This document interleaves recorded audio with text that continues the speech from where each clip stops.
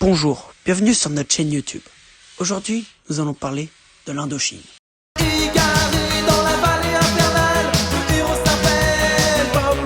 Non, nous ne parlons pas du groupe de musique Indochine, mais plutôt du pays de l'Indochine.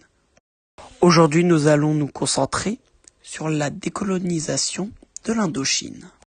La décolonisation de l'Indochine, c'est l'histoire d'un empire qui s'effondre et d'un peuple qui se bat pour son indépendance. Une histoire de guerre, de politique et de résistance.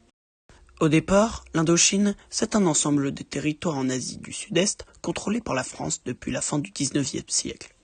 Le Vietnam, divisé alors en Tongka, Annam et Cochinchine, mais aussi le Laos et le Cambodge. La colonisation impose une domination économique, culturelle et politique, mais elle suscite aussi des résistances. Dès le début du XXe siècle, des mouvements nationalistes émergent notamment au Vietnam. En 1940, tout bascule. L'Indochine est occupée par le Japon.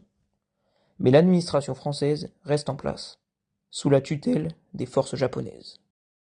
En 1941, un certain Ho Chi Minh fonde le Vietnam, un mouvement indépendantiste et communiste. Son objectif, chasser les colonisateurs, qu'ils soient français ou japonais.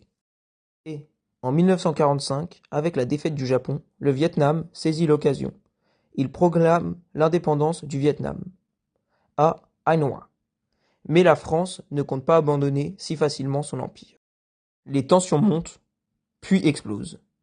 En décembre 1946, la guerre entre la France et le Vietnam est lancée. Une guerre longue, brutale, marquée par des embuscades, des batailles de jungle et une guérilla efficace menée par le Vietnam qui reçoit bientôt le soutien de la Chine communiste.